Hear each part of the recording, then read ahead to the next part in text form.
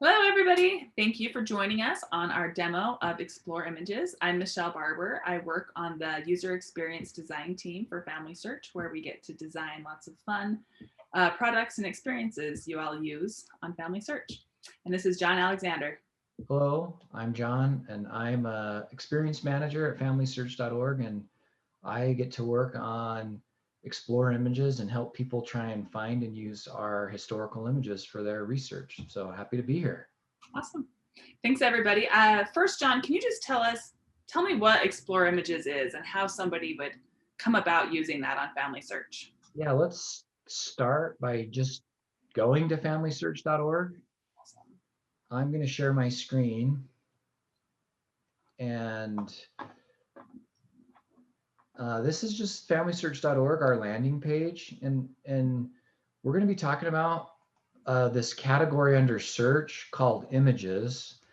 Hopefully most people are familiar with doing our searches on records, historical records, which are what comes out of our indexes. When you click on this images button, you're searching on everything, including and especially those things that are not indexed. And so this is what the product looks like, Michelle. So again, you would go search and then images from the I'll do family. that one more time so we can see it from the menu. Here again. Yep. Okay, so it's the second one down, at least for right now. Yep. Search and then images. Awesome. And then get taken to this homepage. Yeah, and this is really a couple of things that you're going to see are first is we have this image counter, and just a little bit about right now we have about 4.3 billion images. Wow. 4.3 billion with a B. Yeah, it's a lot. It's Awesome. more than anyone could look at in their lifetime. But what this includes is FamilySearch started microfilming genealogical records all the way back in the 1930s. So we amassed this giant microfilm collection. In the last couple decades, we've been transitioning all of that to digital. So this 4.3 billion is the sum total of all of our digital microfilm, the microfilm that we've digitized, plus we have about 300 digital cameras operating around the world at any given time. And so as all that's coming in at once every day, in fact, on a typical day, we add 1 or 2 million images. Holy It's cow. all being made available here in Explore Historical Images. So when you say there's cameras out there, you mean people are going out into, I'm assuming, libraries and archives, taking pictures of these records and sending them to FamilySearch. That's exactly right. So we work with institutions all over the world. We get agreements with them. We send in digital cameras and we capture the images, again, between 1 and 2 million images every day. So this counter is actually real. Wow. That's the number of images that we're adding today. One thing that we do to try and highlight what's coming in, and I guess I'd add another thought. We've been really working on this system and working on how fast content is available online on our website. In years past, it would have taken months and sometimes years of processing and cataloging before things were added to the website. And now we have an internal goal and a policy that we make content available within 24 hours. And so stuff is just coming in and being added all the time. So 24 hours from the time someone clicks the camera in an archive in, let's say, South America, 24 hours later, it's on the website on FamilySearch. Yeah, and Awesome.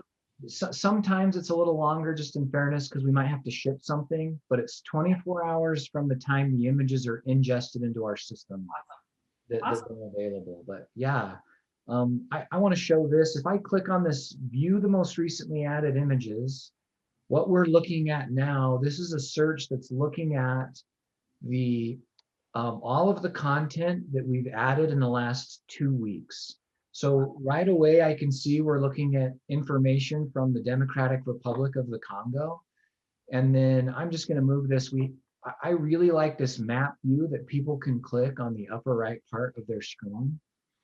And what we're going to now do is, this is the exact same query, and I'm going to kind of focus this map because it's so big, the world is so big, but now we kind of showing a different visual, Michelle. We were talking about those 300 cameras, our microfilm scanners. This is a visualization of what we've added in Explore Images in just the last 2 weeks. Literally from all over the world. Literally, so you can see we're all over China. We've got stuff in Africa, Latin America, Europe. And this can be, if people have, so what, one thing we hear about, people are looking for or wanting to see records from a certain area. This can be a good place to check, because you never know.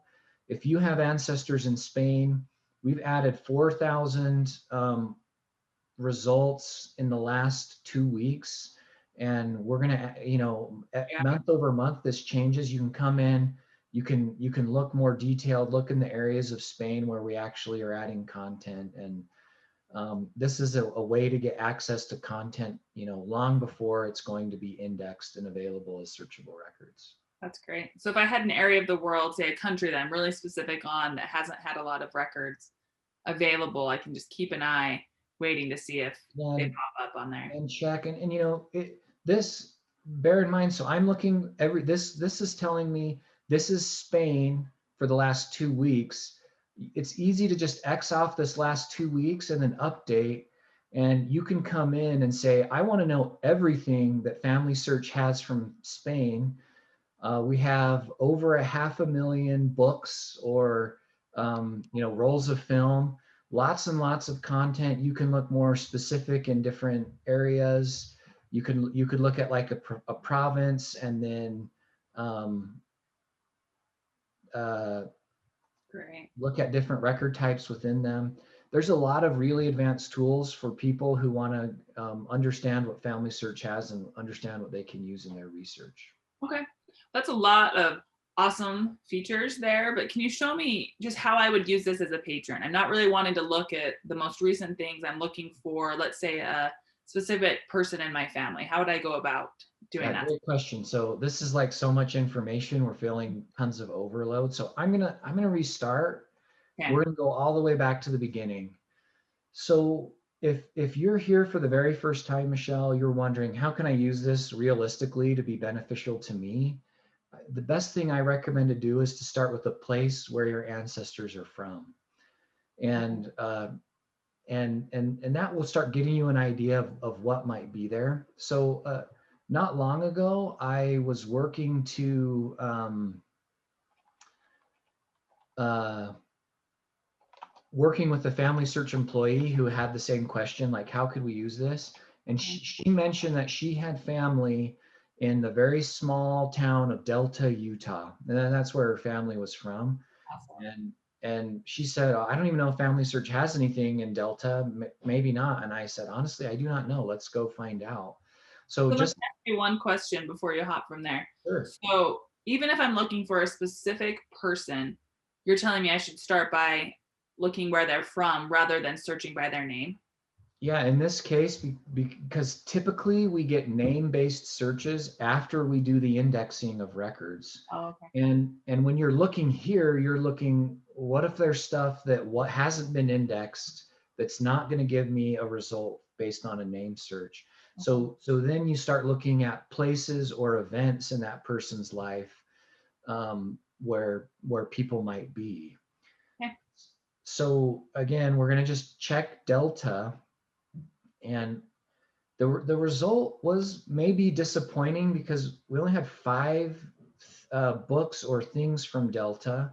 And when we started looking through these, we could see that these were obituaries. In fact, this is like a scrapbook of obituaries. Someone took the newspaper in Delta, cut out all the obituaries over years, put them in scrapbooks, and then gave them to FamilySearch Oh, that's and awesome. put them on our website.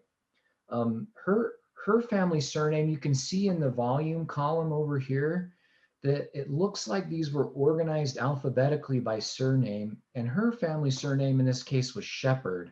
So we came to this group right here that started with the S's. So once you click on one of those results, we bring you right in and start showing you the images. And it gives you a sense of the kind of content you're looking at, Michelle. And this book was really interesting because it was pretty clear that someone previously had typed up an index at the beginning of the book. And then, so you can kind of see the change where we've got a typed index, it's like a list. And Much work. That's amazing. and then you get into like these scrapbooks. So someone's done a lot of work here, and it's certainly something we can use. So if I zoom in on the images, you can see we're right here in the S's. And all we're going to do is I'm again looking for the last name Shepherd. So we're in SA, SC, and this is the browse images part, Michelle. Like again, because these aren't indexed, these haven't gone through FamilySearch indexing. The most challenging part is when you get into these images, people actually have to spend time thumbing through them and looking for what they can. And that can take time, but it can also yield some really cool results. So one more image, and we looked and said, okay, we've got a couple shepherds. And her response was, well, Quinn T. Shepherd was my grandfather. So that's definitely a match. I said, okay, we're onto something. So here's another kind of interesting thing or a little tip. It says page 50 in this particular scrapbook is where her grandfather is. So I kind of have to do some math. And it's not too complicated, but just looking right here, you can see that I think that image number 1 is, or image 22 is page number 1.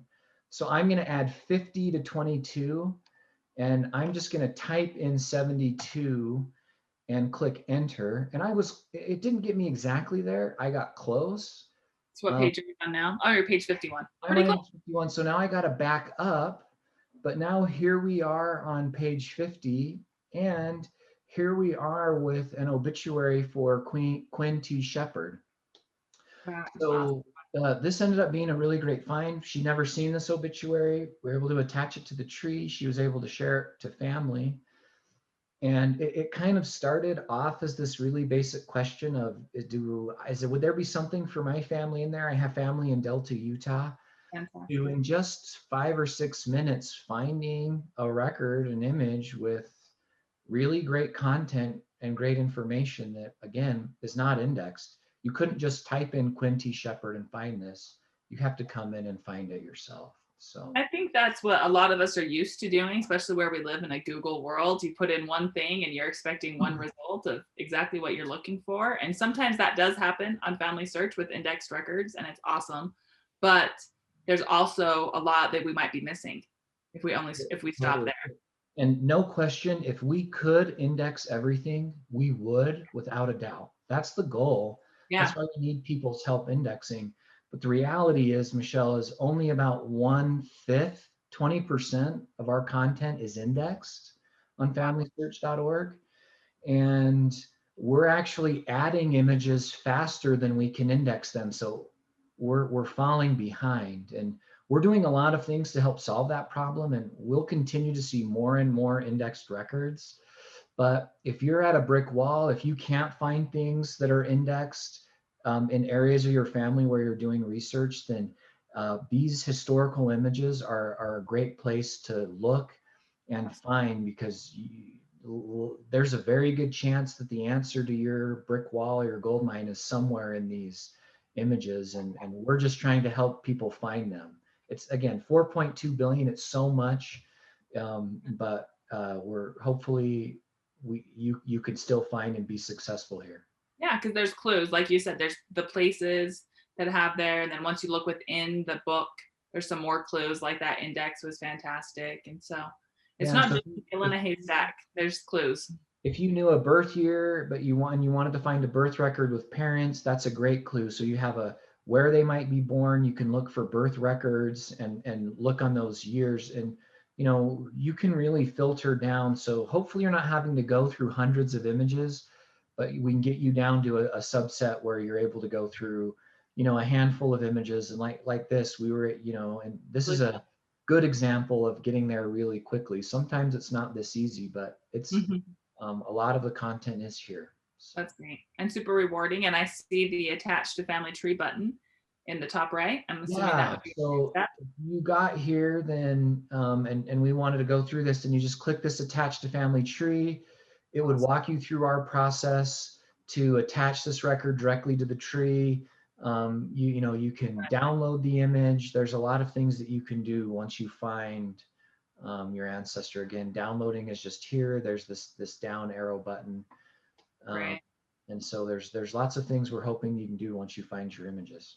Yeah, family members are going to love when you find things like this. So Totally. that's Yeah. awesome. Anything else to add about Explore Images? No, I don't think so. Try it out. If you have any issues, click this feedback button in the bottom. Let us know your successes, your challenges, failures, whatever. And we're going to continue to make this a better experience and make all of these historical records we're bringing in accessible and available for people to find their ancestors. Okay, awesome. Well, thanks so much, John. And thank you Hey, all for thanks for joining having us me. for this demo. Okay, Take thank you care. so much.